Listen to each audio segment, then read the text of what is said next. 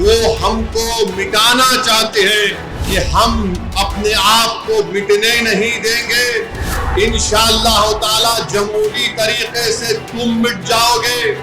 ہم ان کو بتانا چاہ رہے ہیں کہ ہم جھکنے والے نہیں ہیں، اور تم ایسے قانون بنا رہے ہو جو ہمارے آئین اور سنویدھان کے فنڈامنٹل رائٹ کے خلاف ہیں۔ میں نے پارلیمنٹ میں اس قانون کو پھاڑا، تمام ہندوستانیوں کی طرف سے اس قانون کو پھاڑا، جو ہندو بھی ہے، مسلمان بھی ہے، سکھ بھی ہے، عیسائی بھی ہے۔ آپ سے اہم بات یہ کہہ رہا ہوں کہ اب جب جلسہ ختم ہو کے یہاں سے آپ نکلیں گے، آپ لوگ پرامن طریقے سے اپنے اپنے مقامات کو جائیں گے۔ آپ جھنڈے لہراتے ہوئے نہیں جائیں گے، صبر و تحمل کا مظاہرہ کرتے ہوئے سرزمین حیدرآباد کے امن کو اور مضبوط کرتے ہوئے آپ یہاں سے جائیں گے نا آرام سے انشاءاللہ۔ اور گھر کو جا کے بیٹھنا نہیں، عشاء کی نماز گول نہیں کرنا، عشاء پڑھنا ہے میرے کو بھی اور آپ کو بھی، تو عشاء بھی پڑھیں گے نا آپ۔ اب مسئلہ یہ ہے کہ کسی شاعر نے اچھا کہا تھا، جب ضمیر و ظرف کا سودا ہو دوستو، جب ضمیر و ظرف کا سودا ہو دوستو، قائم رہو حسین کے انکار کی طرح۔ میں آپ کو یہ بتانا ضروری سمجھتا ہوں کہ اس قانون کے خلاف all India Muslim personal law board نے جو احتجاج کا پروگرام دیا، ہم صرف ایک زمین کو بچانے کے لیے نہیں احتجاج کر رہے،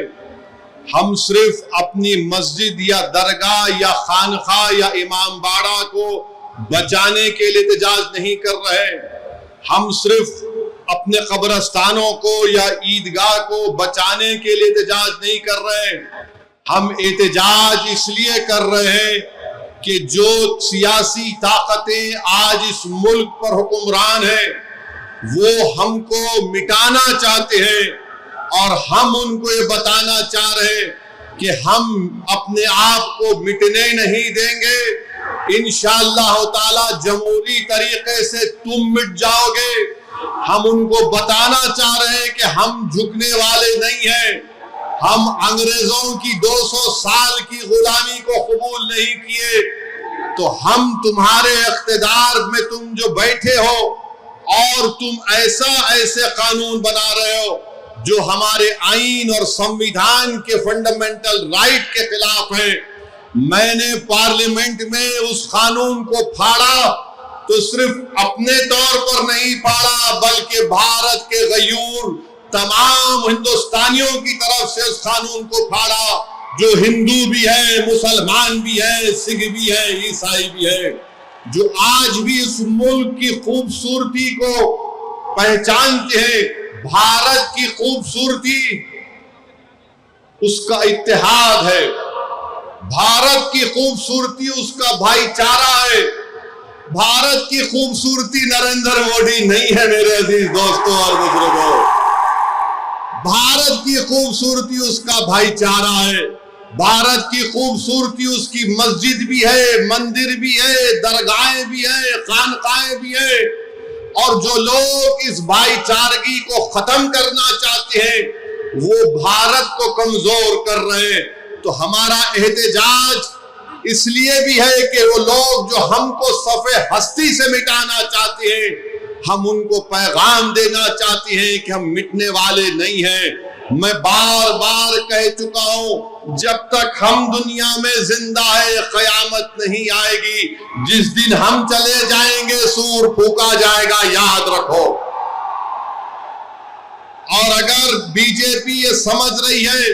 کہ انہوں نے 2014 میں اقتدار پر آئے تو پہلے ٹرپل طلاق کا ایسا قانون بنایا جو مسلم خواتین کے خلاف بنایا، پھر اس کے بعد انہوں نے CAA کا قانون مذہب کی بنیاد پر بنایا، پھر اس کے بعد انہوں نے UAPA کے قانون کو گندے طریقے سے اس کو اور طاقتور بنا دیا، پھر اس کے بعد انہوں نے مذہب تبدیلی کا قانون اپنی بی جے پی جہاں پر اقتدار میں پھر اب وہ یونیفارم سول کوڈ بنانے کی بات کر رہے ہیں۔ 11 سال سے نریندر مودی صرف مسلمانوں کی مذہبی شناخت پر حملہ کر رہے ہیں۔ 11 سال سے نریندر مودی صرف مسلمانوں کی مسجدوں کو چھیننے کی کوشش کر رہے ہیں۔ 11 سال سے نریندر مودی مسلم خواتین کو طاقتور بنانے کے بجائے ان کے سروں سے حجاب کو چھین رہے ہیں۔ 11 سال سے نریندر مودی بلڈوزروں کے ذریعے سب سے زیادہ دلت اور مسلمانوں کے گھروں کو توڑ دیا۔ اب یونیفارم سول کوڈ کے نام پر ہماری شریعت کو ہم سے چھیننا چاہتے ہیں۔ وہ شریعت جو شریعت اپلیکیشن ایکٹ 1937 ہے،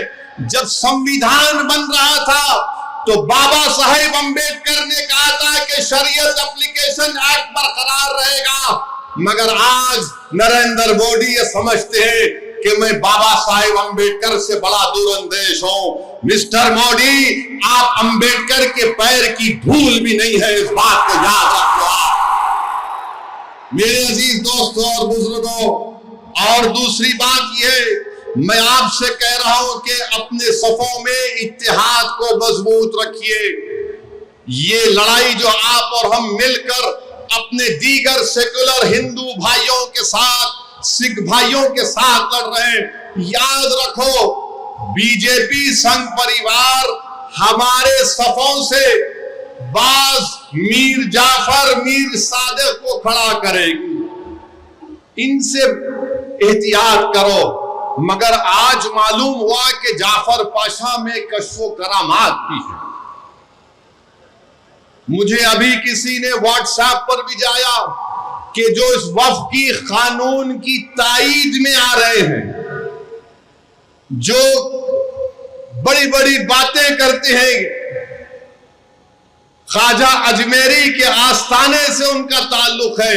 جعفر پاشا کی تقریر کو لائیو بیٹھ کر دیکھ رہے تھے، تو معلوم ہوا ان کو بھی بڑا ڈر ہو گیا ہے کہ اب حیدرآباد سے احتجاج بلند ہوگا۔ ارے جو تم خواجہ اجمیری کے آستانے کے ذمہ دار ہونا، میں پارلیمنٹ میں انشاءاللہ تعالی خواجہ ایکٹ کے ترمیم کا ایک بل لاؤں گا اور پرائیویٹ ممبرز بل لا کر کہوں گا کہ تم نہیں بنو گے، اس میں پسماندہ کو کسی کو بنانا پڑے گا، تم تائید کرو گے، میں تو لا رہا ہوں پرائیویٹ ممبرز بل آئندہ سیشن میں، تم دیکھنا۔ ارے تم لوگ کتنا گر سکتے ہو، تم کتنا گر سکتے ہو، کم سے کم اس آستانے کی نسبت کا تو لحاظ رکھ لو،